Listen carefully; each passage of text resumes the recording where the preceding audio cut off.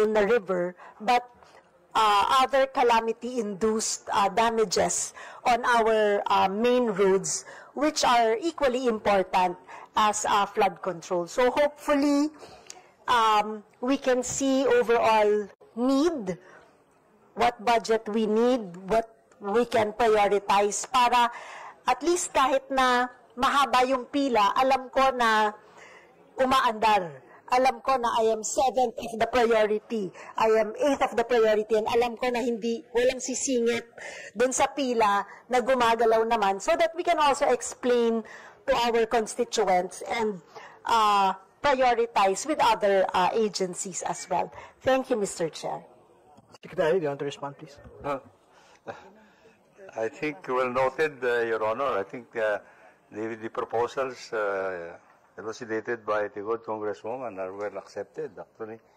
And I think we need actually to have this collaborative effort and comprehensive, to address comprehensively the issues not only in the flood control, but the impacts of the climate change that we are now experiencing, actually.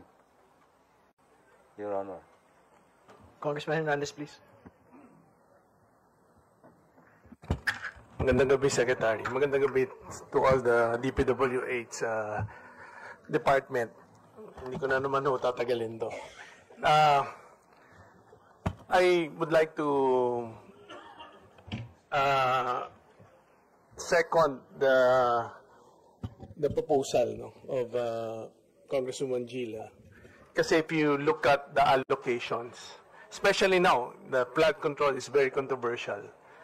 DP will be coming up with a list of flood control projects, contractors, saan allocated lahat to. So my question usually is that, how do you allocate flood control projects? Because when you say climate change, it doesn't affect only Metro Manila. It affects everybody. Now, sometimes it's so hard for us to ask for a flood control, but easier for other regions or areas. So, parang, I think what we're asking, I'm from Region 12, that we get fair treatment when it comes to allocations. Kasi, pati naman kami binabaha.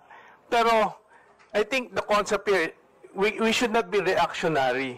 There has to be funds to protect and prevent.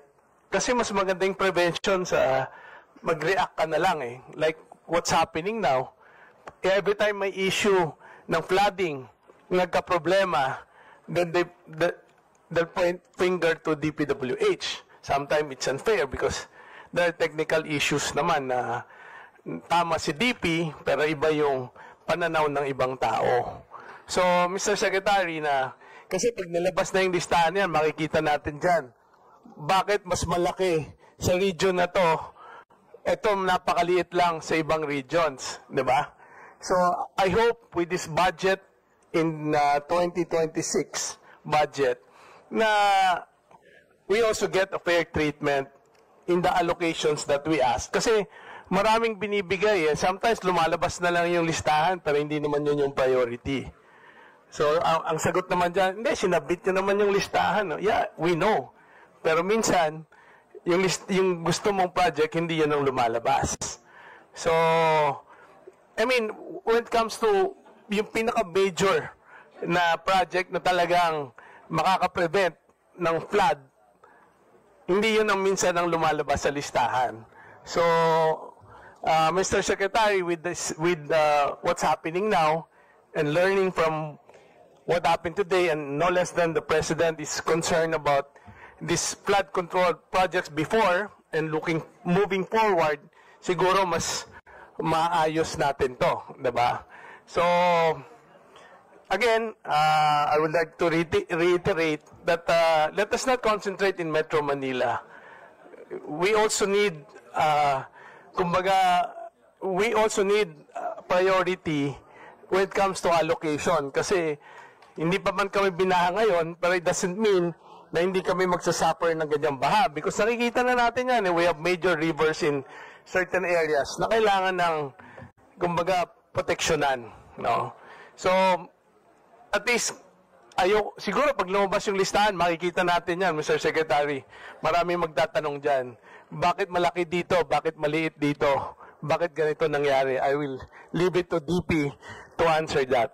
So, given all these issues today, o ginabi na tayo, maraming insinuations, maraming nagtuturo, maraming nagdududa. Maybe before we end this, Mr. Chairman, we also would like to give the Secretary and the entire DP family, baka meron silang gustong sabihin na gusto nilang ipaabot sa publiko, that every time there's a problem like this, it's not always it's not always DP ang may kasalanan. It might be technical, but you know, this is the opportunity na dapat din nating ibigay sa kanila kasi maraming katanungan eh. Hindi lang naman sila ang involved dito, marami pang iba. Pero maybe this is the right time before we end this session na baka merong gusto sabihin si Secretary o may mga undersecretaries na you want to clarify and to end with the statement by saying that we are doing our job. It so happened that we are also limited and there are issues na dapat i-address even in the way Congress allocating the budget. Kasi meron din mga bagay-bagay na tali yung kamay nyo eh, na gusto nyo rin sabihin na sana sa sunod na budget, ganito na lang pwedeng gawin para mas magagawa namin yung aming trabaho. So, Mr. Secretary, it's your turn. Nasabi na ni Congressman kung ano. Anyway, yes, thank you for that input, Your Honor. I think what we are actually aiming for is actually that in the next 3 years of this administration, that it will be more coherent, actually, and more collaborative effort from the legislative and the executive to do the best we can, that we can coordinate with the priorities, actually, in each of the legislative districts and all in all the areas in the country, actually, to address itong mga pressing problems natin. I think collaboration is one we need actually. Sana, if we can avoid surprises eventually, then that would be the best way that we can move forward, actually, para we concentrate on priorities, actually, in the formulation of the forthcoming budgets of the department. Sige po, I think wala na po magtatanong. Oh, Mr. Chair. Ay, Last go, interpellation. please. I've heard to the sentiment of our colleague from Las Peñas as far as so much delayed of infrastructure development within his area of jurisdiction. I have a good question to the Secretary. Mr. Secretary, do we encounter a delay as far as the contractor in the implementations of the flood control project? Do we encounter the delay? Well, Your Honor, there may be some instances that the implementation of flood control projects may be delayed. Oh. There are circumstances like, for example, resettlement issues. Resettlement issues, if you do a flood control project that will involve resettlement issues, may take some time. Now, right-of-way acquisition is another thing. That may delay implementation of the projects. Do we recall, as far as memorandum circle of the Public Works and Highways, as far that there will be any slippage? There must be a fine of a contractor if they encounter slippage, especially exceeding negative 15 slippages and outright cancellations of contract? That's correct, Your Honor. That's correct, Your Honor. And for as long as the 15% slippage is actually the fault of the contractor. But as I said, you know, if there are other intervening circumstances that not a force majeure. Okay.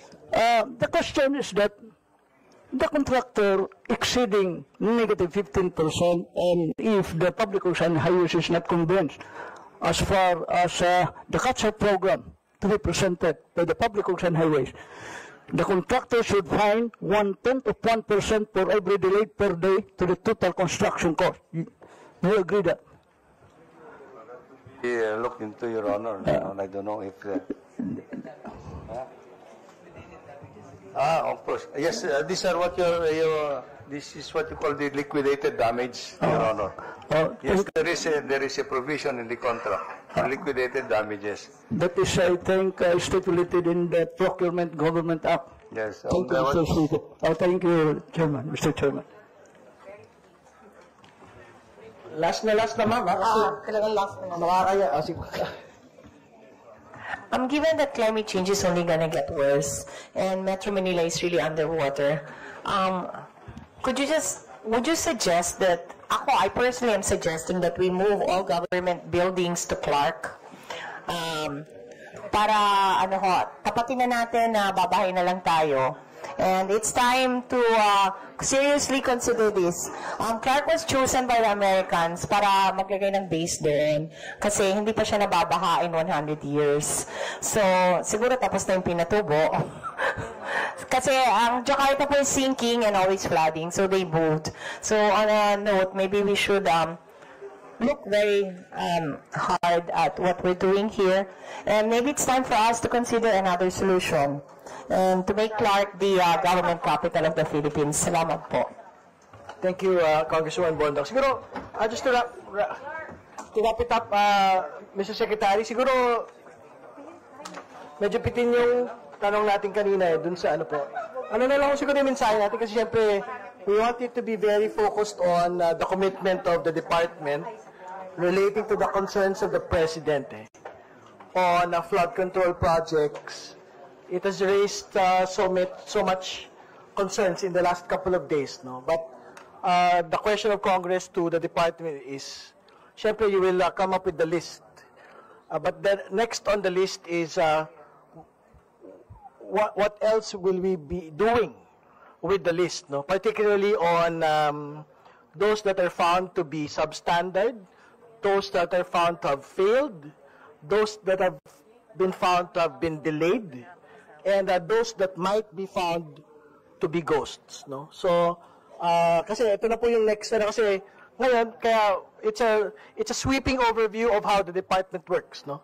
And this is for the benefit of the public that are very much interested in how we would be resolving it. Pero, yun na ho yung next step When we do the exhaustive hearings, it will now be about the scrutiny of these projects. Failed, substandard,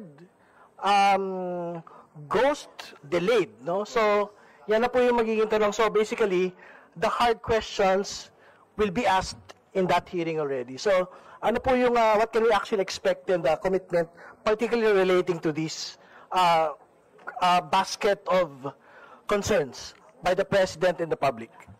Well, Your Honor, I think this is the basic premise of the intent of the President, actually, to see how these projects have been implemented. If there would be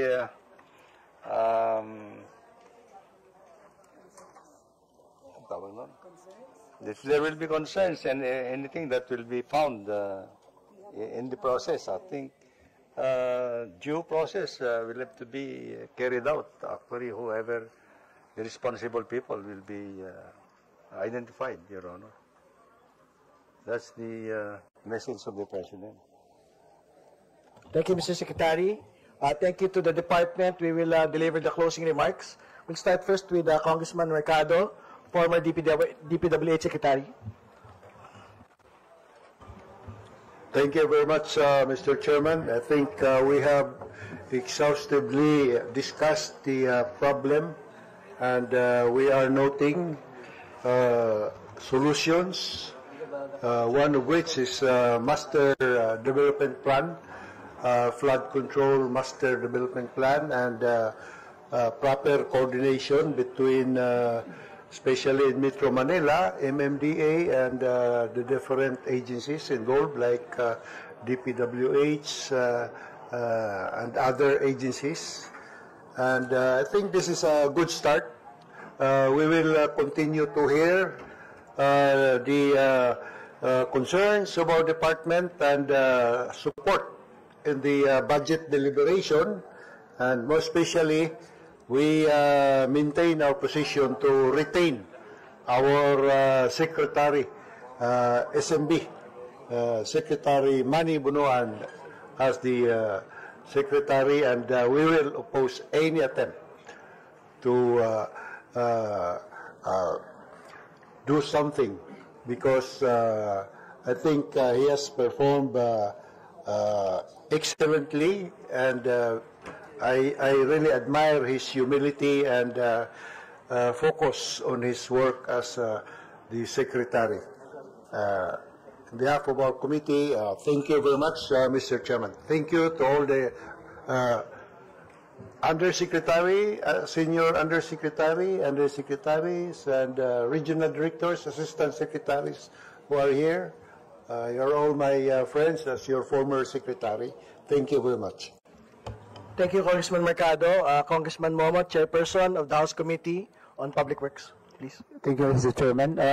We would like to extend our thanks to DPWH family, especially to the Secretary and all the officials for their presentation this afternoon.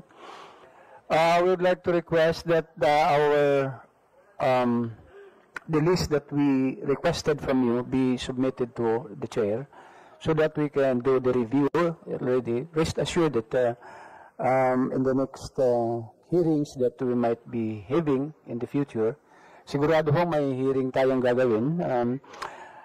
We'll go deeper into the problems really, and based on that report coming from you, this will be our important tool to go deeper into the problem. And rest assured that we will go deeper into the details of this problem, even up to the project engineers who handled the project. So talagang isa-isahin natin yan para at least makita natin yung problema. It's either corruption, it's either mismanagement, or it's either poor engineering, or other contributory factors that leads to the defects in the construction of these flood controls. Again, thank you, and we will be seeing you in the next few days. Thank you. Thank you, Congressman Momo. As a final point, I think we would like to thank the entire department for attending po the briefing today. Secretary, thank you. Undersecretaries, thank you. Assistant Secretaries and Regional Directors, we thank you for attending today the hearing of the House Committee on Public Accounts.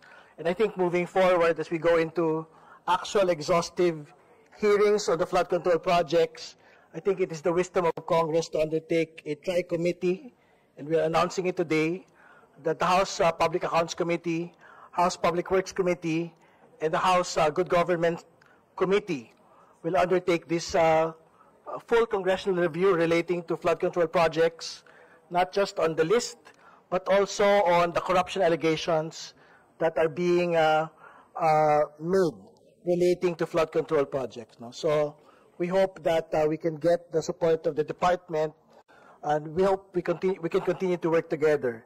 Kasi hindi naman po ito para sa atin, kundi para po sa ating pumbayan. Maraming salamat po. Magandang gabi. On this note, Mr. Chairman, I move that we adjourn our meeting. Second, Mr. Chairman. Okay. No objections. Thank you po.